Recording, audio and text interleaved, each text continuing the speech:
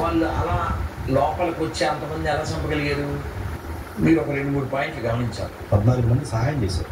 అది కరెక్ట్. ఎందుకు సహాయం చేశారు? మా మతం. నేను అసలు వాళ్ళు ఏం చేసినా నాకు వాళ్ళ మీద కోపం రాదు. ఎందుకని? They following they book.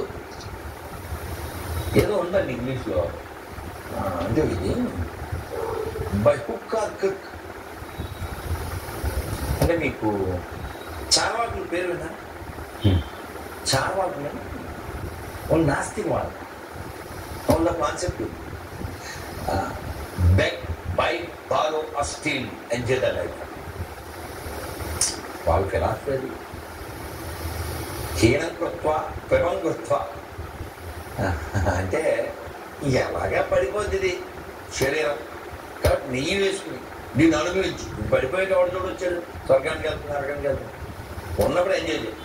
ఇంకో మొక్కలో చెప్పండి వాళ్ళ సిద్ధాంతం ఎంతో చిన్నది జీవితం సాంగ్ అనుకో.